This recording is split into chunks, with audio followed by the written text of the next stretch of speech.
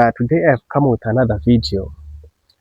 If you want to build a house in urban Zimbabwe, the stages that you're supposed to follow. Number one, you have to find a reputable cooperative or a reputable land developer. You know, don't just buy land because it is owned by the person that you know, or don't just buy land because, or just join a cooperative because a lot of people are joining the cooperative. But you have to do what we call background checkup of the cooperative, whether it is legit or not legit, whether it has land or no land. Many people right now are crying because they bought land and the land is not there. They bought land which is not there. They were duped. They had earned cash because they went to land barons, and those land barons duped them. They had earned cash. So if you have money, it's better for you to consult a lawyer, whether that lawyer will assist you with the background checkup of the cooperative or of the land developer in question. If you have a chance to acquire land from city council, city council is normally is one of the best reputable land developers in Zimbabwe. However, the current situations in Zimbabwe, the land, the city councils, they've exhausted all their land that they have. Don't just buy a land because the cooperative is owned by a politician that is known, especially those cooperatives that are owned by politicians. Those are red flags. Don't buy land there because those people will just open an office in urban area and put flyers there and put some maps. Those maps are fake, and they will just promise you that we have a land at a certain area. Normally, those land barons will be lying to you. Those land will be maybe the land is a state land, so the land is owned by the government, and they'll be lying to you so that you pay. Second thing that you are supposed to do after doing the background checkup, you have to buy the stand. After buying the stand, if it is from the cooperative or if it is from the city council, now you want to develop it. The city council will give you, or the cooperative will give you offer letter. But mind you, the offer letter is not a binding agreement. So after completing the payment, the cooperative is supposed to give you an agreement of sale, and the cooperative is supposed to give you two agreement of sales. The one is between you and the cooperative that you have completed the payment, and the second agreement of sale is between you and the cooperative and the city council. It will be like a handover, takeover from the cooperative to the city council.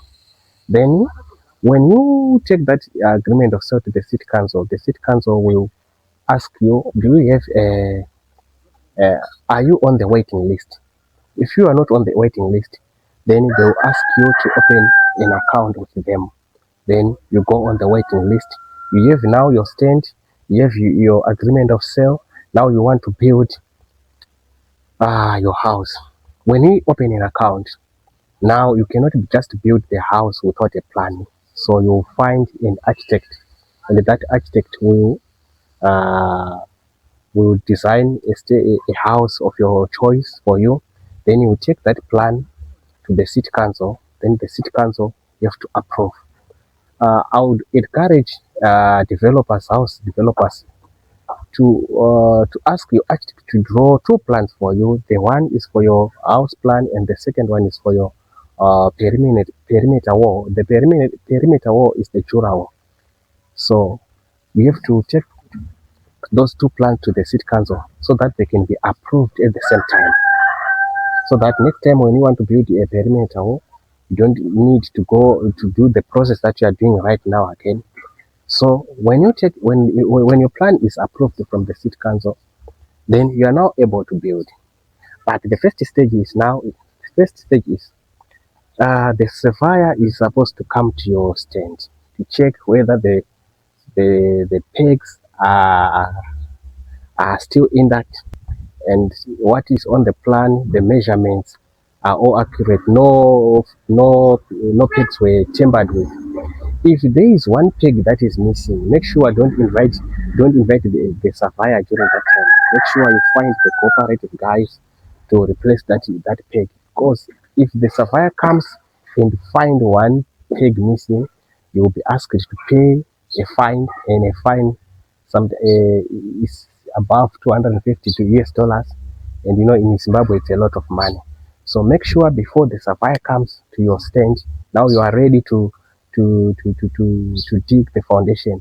Make sure all the pegs are there before the supplier comes, and they are well labeled. So normally the pegs, they are buried under the ground, so you have to put some bricks so that the surveyor won't take much time of his time to check on your pegs.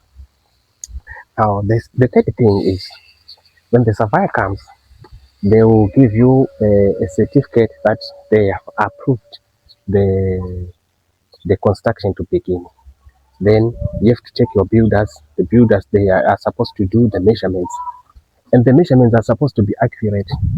If it is a 200 square meters, then at the back of your house, 4 meters is supposed to be left there. Then front, 3 meters there. All those measurements, you have to the builders have to have this kind of knowledge, because any mistake, that construction site will be cancelled. So the second thing is, the third thing, you call your builders. Then when they do the measurements, they start digging the foundation. After digging the foundation, now you have to go to the city council again and inform them you have completed the digging of your foundation.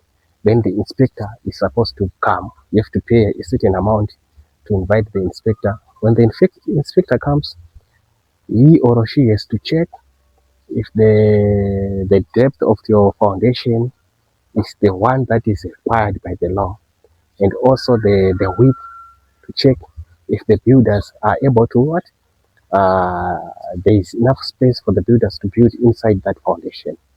Then when it is past that stage, you are now able to do your footing. Your builders will do the footing. After the footing, yeah, when it is dry, you go again to the city council. You invite them to check. You pay money, then they will come. You don't just invite them, but you have to pay money. And make sure when those processes are being done, there is someone who is at the site to check or to wait for those guys, because if they come and find that there is no one there, they'll just go, and you have to pay another man to invite them again. So when your footing is dry, the inspector comes. The inspector is there to check, to inspect if the strength of that foundation is suitable for construction. If it is not suitable, then you have to redo again. You have to break those. You have to remove to break that concrete that you have put down there. So make sure no mistakes are done there, because it's money. Yeah.